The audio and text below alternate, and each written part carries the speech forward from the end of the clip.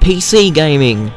Not something I have much of a history with, as evidenced by the fact that this show's first PC review is of a port of a 2D platformer beat-em-up from the Xbox 360. But I gotta say, I am damn impressed so far, and I haven't even really played any of the Major League stuff. I've just been trying to get gone home to work. So, Dust. A game I bought in 2013's summer sale, and already beat once. Why play it again? Well, part of it is picking an easy target to see if this Nvidia Shadowplay thing works, which seems like it will be the best PC recording software for what I want to do, and apparently it recorded my mouse cursor half the time even though I'm using a controller. But aside from that, it's gold. Well, it will be once it moves out of beta. The other part of it? Well, hold on, we'll get to that. So, Dust starts out as many games do, with our hero just waking up in a forest saying, thrust into a situation he has very little control of and getting a bit angsty about it. Little wonder this game was made by someone who's been making them as far back as the DOS era, but stick through it, it'll make sense in the end. What entails in the meantime is running through a forest, slaying every random creature that poses a remote threat until you have to save a farmyard just outside of a village. Once done, you mosey on in, meet a refugee of another village that might possess a key to your past before receiving news that another village is under siege. And if it's starting to sound like the story to Dust is among the most rote to be released in the last few years, that's because it somewhat is. But again, hold on, I'll get to that. Compared to many other brawlers and character action games out there, Dust is pretty simple to grasp. You have two sword buttons for combos, and you hold the second one to start spinning it around like a Kenshi fatality. You have another face button for projectiles, and triggers for dodging.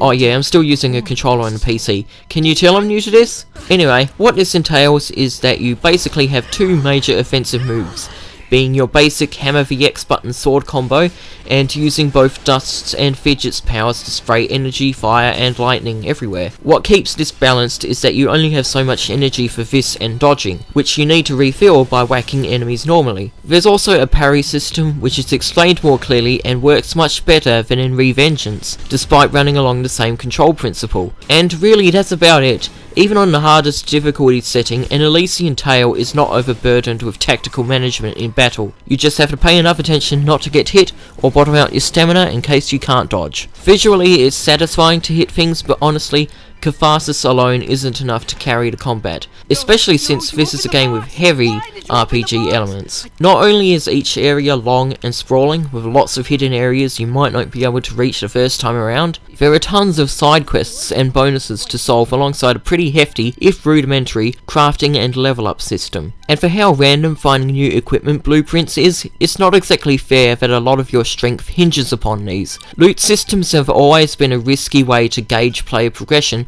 because in a lot of these games it means your inventory is governed by luck rather than choice or skill. And basically all of this means that the game is far longer than it needs to be. Between grinding for gold to buy materials, or finding materials in the first place, or going to 4 separate spots on the last huge area of the map for something only vaguely related to the main quest line, you can get some hefty playtime out of a game without a lot of substance on its bones. And if you don't, well, you can try to run through the game on attrition alone, but the final boss is pretty much impossible if you do that. So yeah, the game is very flawed in some pretty obvious ways, and it's difficult for me to recommend it unless you're the sort of person who can get really into loot 'em ups and beat 'em ups, even if there's not a lot of meat at the core of it. And despite all this, I absolutely love this game. If you want to know why, I suppose I'd better tell you a little bit about myself. I'm stupidly stoic. Very rarely do I find things cute. Unlike everyone else, I don't laugh at silly cat videos on the internet, and I think Yoshi's Woolly World looks terrible, and the aesthetic is just a marketing gimmick. If the only thing I've found cute recently is Chespin, and I'll buy anything with Chespin on it, but that is it. Flat it. On the other hand, it's not like I never feel emotions. I mean, I'm a uni grad unable to get a job for a year. I've been feeling some serious heavy emotions almost every time I try to go to sleep. And I can certainly feel anger too. Oh boy, can I get angry. If something is personally resonant to someone, it can reach them beyond surface level explanation. And this is where Dust comes in.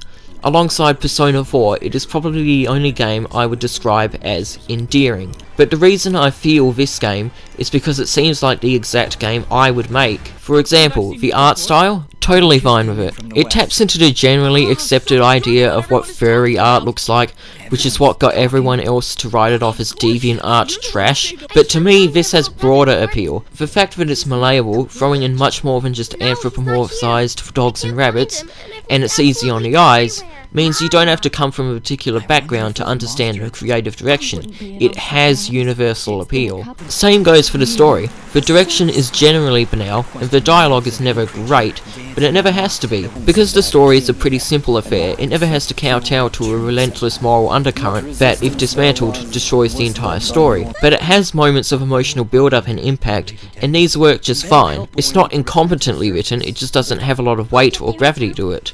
But despite this, it's so charming that it's hard for anyone in general not to get at least a little invested. And I will say that the plot twist involving our main hero does make the journey to get there well worth it. It's kind of like those old cartoons we used to watch. You could never admit the writing was stellar enough that every moment had its place, but the ones that do are theoretically enjoyable to anyone, even to this day. That's really what makes me so happy to play Dust, despite its many shortcomings. Its appeal isn't deliberately prohibitive to try and sell to a particular crowd. That's why the gameplay is a melting pot of old school genres streamlined to feel new, and while the art style is described as new deviant art by some, when the game's artist had worked on one of the furry fandom's patron saints. And to be clear, there's nothing wrong with a game focusing on a particular audience to the detriment of everyone else. We'll get to that too. I just find Dust is easily a better game for tapping into something kind of innate and universal, or at least that's how I feel, which defeats the purpose of using the word universal entirely. It feels like that mix between cute, cool, funny and dramatic that's the idealistic interpretation of the older stories you used to experience. And if you manage to hit that sweet spot just right, you can make an audience feel a mixture of nostalgia